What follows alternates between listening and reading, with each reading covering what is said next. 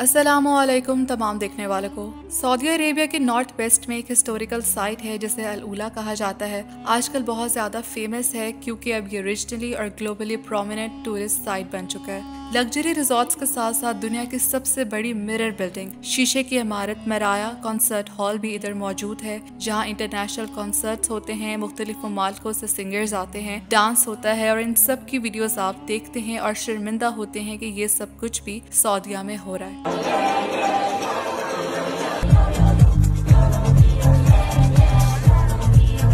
ये अल उला city Medina से तकरीबन 350 किलोमीटर्स नॉर्थ में वाक़या है और इसके करीब एक मुकाम है जिसे मैदान सौले या अल हिजर के नाम से जाना जाता है। बहुत से मुस्लिम स्कॉलर्स और हिस्टोरियंस मानते हैं कि ये वही जगह है जहाँ एक ज़माने में कौम समूद आबाद थी, क्योंकि आज भी मैदान साले के पहाड़ों में 130 से ज़्यादा कदीम इमारतें और घर बने हुए हैं जिन्हें बहुत टेक्निक से पत्थरों को तराश कर बनाया गया था। जैसा कि अल्लाह ताला कुरान मजीद में सूरह हिजर में फरमाते हैं, और बेशक हिजर वालों ने रसूलों को झुटलाया और हमने इन्हें अपनी निशानियां दी तो वो इनसे मुंह फेरते रहे और वो बेखौफ होकर पहाड़ों में तराश तराश कर घर बनाते थे। और हदीस नबी सल्लल्लाहु अलैहि वसल्लम है कि जब रसूलुल्लाह तबूक के सफ़र में इस जगह मैदान सौले और अल हिजर की बस्ती से गुजरे तो उन्होंने सहाबा को कहा कि इनके घरों में दाखिल मत हो सवाए रोकर या इबरत हासिल करते हुए, और अगर रोना ना आए तो ऐसी जगहों में दाखिल ही ना हुआ करो, ऐसा न हो कि जो अजाब इन लोगों पर नाजिल हुआ वैसा ही अजाब तुम पर भी नाजिल हो जाए। रसूलुल्लाह ने सहाबा कराम के इस इलाके से तेजी से गुजरने का हुक्म फरमाया और आप सल्लल्लाहु अलैहि वसल्लम ने इस इलाके के कुओं से पानी भरने से मना फरमाया।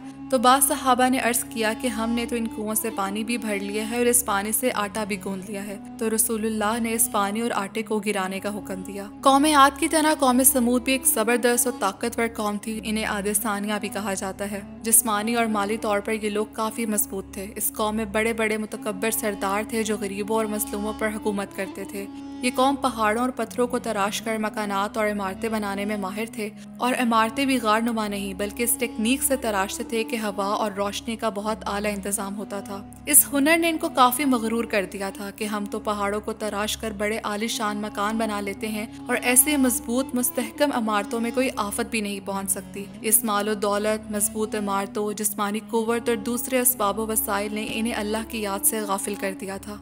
आहिस्ता आहिस्ता इन लोगों ने अपने हाथ से बनाए हुए बुतों की पूजा शुरू कर दी और तौहीद का सही रास्ता छोड़ दिया। फिर अल्लाह ताला ने हज़रत सौलेह अलैहिस्सलाम को कौम समूद की हिदायत के वास्ते मुंतखब किया। हज़रत सौलेह अलैहिस्सलाम पहले इस कौम में बहुत मकबूल और काबिल एतमाद शख्सियत थे। हज़रत सौलेह अलैहिस्सलाम ने लोगों को अल्लाह की तरफ बुलाना शुरू किया। आप अलैहिस्सलाम के इस पैगाम और तबलीग को कौम समूद के हुक्मरान और अमीर तबके ने नापसंद किया और हज़रत सौलेह अलैहिस्सलाम के लिए तमाम तर एहतराम के बावजूद ये लोग आप अलैहिस्सलाम के खिलाफ हो गए। सिर्फ चंद गरीब और मजलूम लोगों ने हज़रत सौलेह अलैहिस्सलाम के पैगाम को कबूल किया और हुक्मरान और अमीर तबका हज़रत सौलेह अलैहिस्सलाम को कहता था कि तू हमें उन चीज़ों की इबादत से मना करता है जिनकी हमारी बाप दादा पूजा करते थे, लेकिन जिस चीज़ की तरफ तू हमें बुला रहा है उसमें हमें शक है।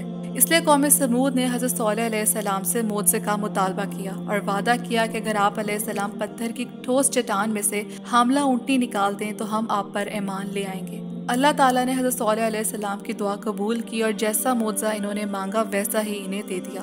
पहाड़ी चट्टान में से एक बहुत बड़ी और सेहतमंद ऊँटनी नमूदार हो गई। सब लोग हैरान रह गए। हज़रत सौलेह अलैहिस्सलाम ने कौम समूद को तंबीह की कि ये खुदा की कुदरत और मेरी सदाकत की निशानी है।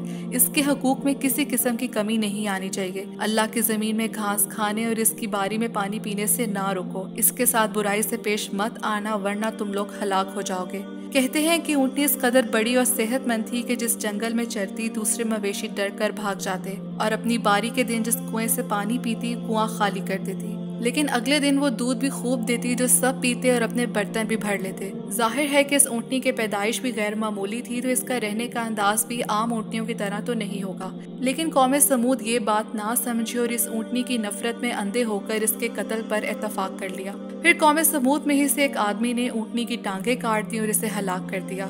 इस खुली बगावत पर अल्लाह ताला सख्त गज़बनाक हुए और कौम समूद पर अपना अज़ाब नाजिल करने का फैसला कर लिया।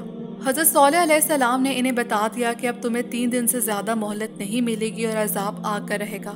कुरान पाक में इस कौम के 9 अफराद का जिक्र है जो खराबी डालते थे मुल्क में और फसाद फैलाते थे। जब उन्होंने 3 दिन के बाद का हिसाब सुना तो आपस में मुआहदा किया कि हम 3 दिन से पहले ही हज़रत सौलेह अलैहिस्सलाम का काम तमाम कर देंगे।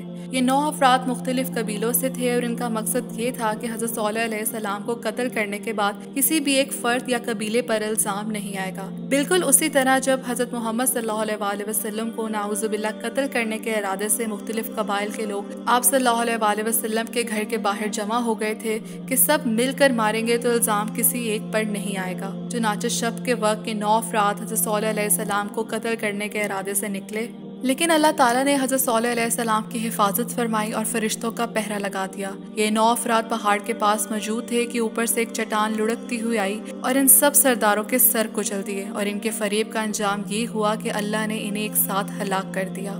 अब 3 दिन के बाद अल्लाह का वादा भी सच हो गया और रात को ये कौम सोई हुई थी कि जलजला आया और एक हौलनाक चिंगाड़ आवाज आई, सबके कलेजे फट गए। सुबह को अपने घरों में औंधे घुटनों के बल पड़े रह गए। सूरह कमर में आता है कि बेशक हमने इन पर एक जोरदार चीख भेजी तो इस वक्त वो बाढ़ बनाने वाले शख्स की बच जाने वाली रोंदी हुई खुश घास की तरह हो गए। हजरत सौलेह अलैहिस्सलाम अपने खानदान और पैरोकारों को लेकर शाम की तरफ चले गए और जाते हुए इनकी लाशों को देखकर फरमाया कि ए कौम, बेशक मैंने तुम्हें अपने रब का पैगाम पहुंचा दिया और मैंने तुम्हारी खैर ख्वाही चाही, लेकिन तुम खैर ख्वाहों को पसंद नहीं करते। ये कौम समूद के वो आलीशान महलात और इमारतें हैं जिनको ये पहाड़ों को तराश तराश कर बनाया करते थे और इस हुनर, जिस्मानी कुव्वत और दूसरी कई और नेमतों ने इन्हें अल्लाह की याद से गाफिल कर दिया था। लेकिन अगर आज का मुसलमान अपने गिरेबान में झांके तो क्या हम भी तो अल्लाह के अहकामात को नजरअंदाज नहीं कर रहे?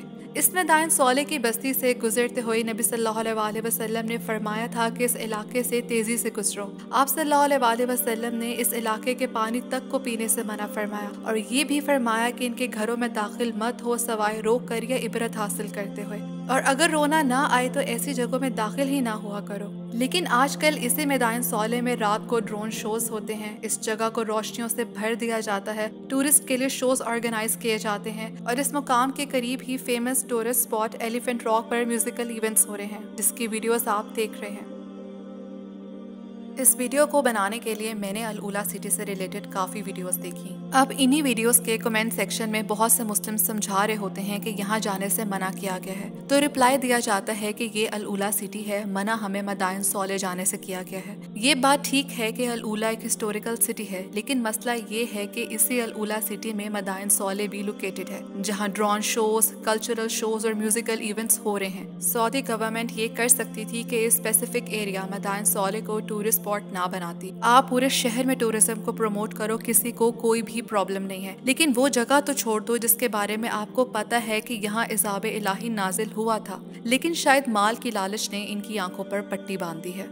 मेरी अल्लाह ताला से दुआ है कि अल्लाह ताला हम सबको हिदायत दे, दुनियावी माल की लालच में अपनी आखिरत खराब ना करने की तौफीक दे। मेरी किसी बात में कोई कमी बेशी रह गई हो, कोई कोताही हो गई हो तो मैं माजरत चाहती हूँ। अगली वीडियो तक के लिए अल्लाह हाफ़िज़।